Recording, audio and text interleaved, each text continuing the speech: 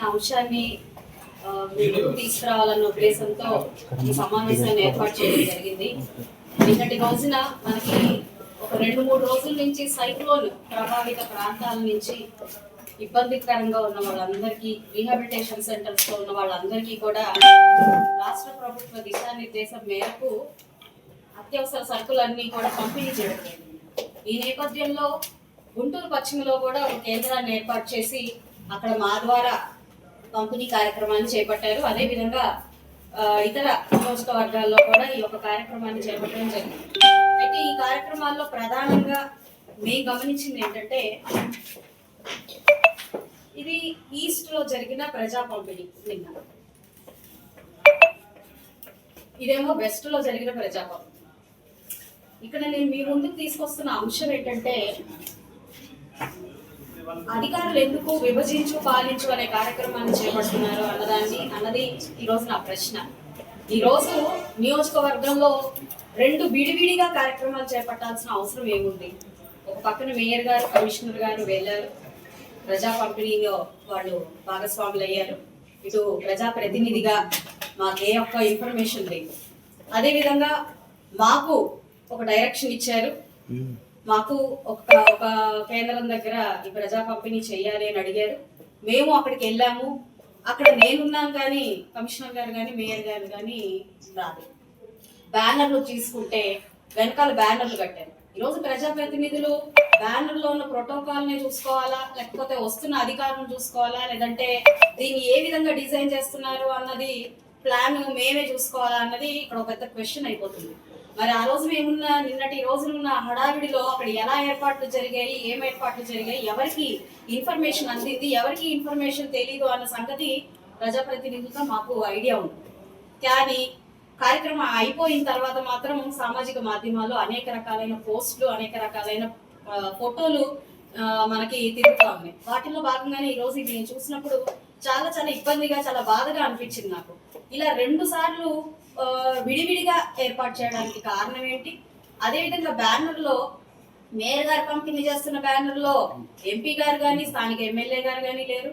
అదేవిధంగా నేను పంపిణీ చేస్తున్న బ్యానర్లో మోడీ గారు కానీ, నగర మేయర్ గారు కానీ, లేదంటే అక్కడ ఉన్న లోకల్ లీడర్లు కానీ ఎక్కడ కూడా మనకి ఆ ఫోటోలు కనిపించట్లేదు. అంటే ఏ మెసేజ్ మనకి ఈ అధికారులు అందరూ ఇవ్వాలి అన్నది ఇవ్వదలుచుకున్నారో నాకు ఈరోజు వాళ్ళ దగ్గర నుంచి నేను ఒక సమాధానాన్ని కోరుకుంటున్నాను. ఇదే కాదు, ఇలాగా కొన్ని సందర్భాల్లో ఇలాంటి సంఘటనలు చోటు చేసుకుంటున్నాయి. అధికారులు కనీస ప్రోటోకాల్ కూడా తెలియకుండానే వాళ్ళు వారి యొక్క విధుల్ని నిర్వర్తిస్తున్నారా అన్నది ఈరోజు ప్రశ్నించుకోవాల్సిన పరిస్థితి.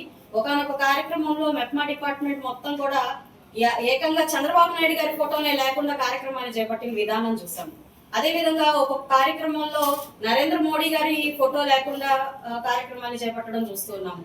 మరి సచివాలయం దగ్గరికి వెళ్తే మరి ఈరోజు సచివాలయ సిబ్బంది కూడా ప్రజలకు జవాబుదారీగా రాష్ట్ర ప్రభుత్వాన్ని నిలబెట్టే విధంగా వారు చేస్తున్న మంచి కార్యక్రమాన్ని ముందుకు తీసుకెళ్లే విధంగా ఉండాలి. కానీ ఈరోజు మనం చూస్తుంటే ఒక కామన్ మ్యాన్ సచివాలయానికి వెళ్తుంటే ఇక్కడేం పనులు జరగవు, ఇక్కడే పని కాదు అనే ఒక మెసేజ్ ని ఇచ్చే ధోరణిగా వారి ప్రవర్తన ఉంటుంది. అంటే ఈ అధికారులు కానివ్వండి, సిబ్బంది కానివ్వండి, ప్రజలకు కానివ్వండి, అక్కడ ఉన్న ప్రజాప్రతినిధులు కానివ్వండి, ఇస్తున్న మెసేజ్ ఏంటో ఈ సందర్భంగా నేను ఒక ప్రశ్న వేస్తూ ఉన్నాను. దీన్ని రెక్టిఫై చేసుకోవాల్సిన బాధ్యత మనకి అధికారులందరికీ కూడా ఉంది. ప్రజాప్రతినిధులకి లేదు అంటే అధికారులకి ఒక సమన్వయం లేకపోతే ఎక్కడా కూడా రాష్ట్రం కానివ్వండి, ఆ ప్రాంతం కానివ్వండి ముందుకు వెళ్ళే పరిస్థితి ఉండదు. ప్రజలు కోరి ఓటేస్తే ప్రజాప్రతినిధులు ఆ రాష్ట్రంలోకి వస్తారు. అదే విధంగా చాలా బాగా చదువుకుని మరి ప్రజలు కట్టే ట్యాక్సులతో జీతాలు పొందేవాళ్ళు మనకి ఉద్యోగులు, మనకి వీళ్ళందరూ ఉంటారు, ఆఫీసర్లు అందరూ ఉంటారు.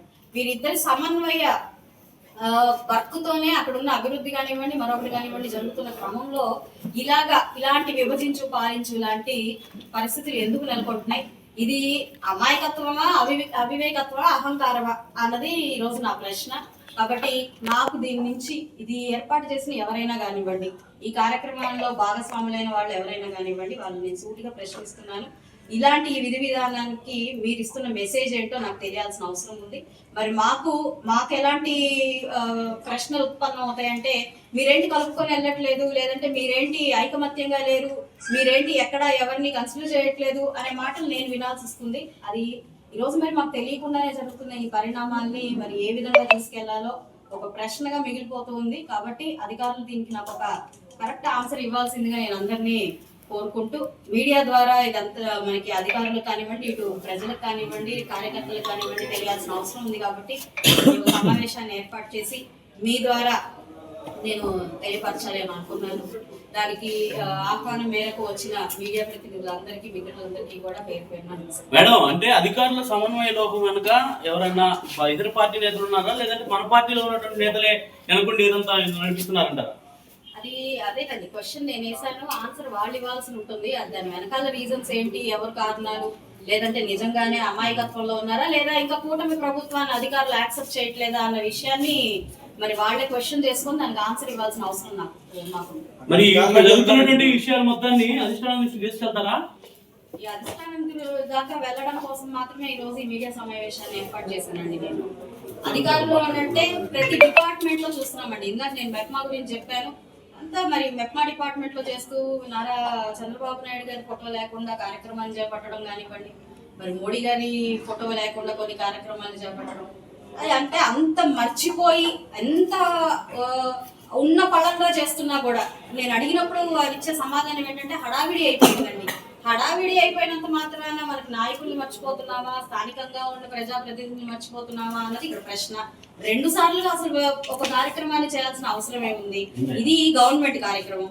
గవర్నమెంట్ కార్యక్రమంలో అటు మనకి సిబ్బంది, ఇటు అదే విధంగా డిపార్ట్మెంట్ వాళ్ళు, ఇటు ప్రజాప్రతినిధులు అందరూ కలిసికట్టుగా చేస్తే సరిపోతుంది కదా. దానికి 2 కార్యక్రమాలుగా ఏర్పాటు చేసి ఎవరికి వారు చేసుకోవాల్సిన అవసరం ఏముంది? దీని వెనకాల ఉన్న ముఖ్య ఉద్దేశం ఏంటి? ప్లాన్ చేసిన అధికారులు ఎవరో కూడా మనకి తెలియాల్సింది.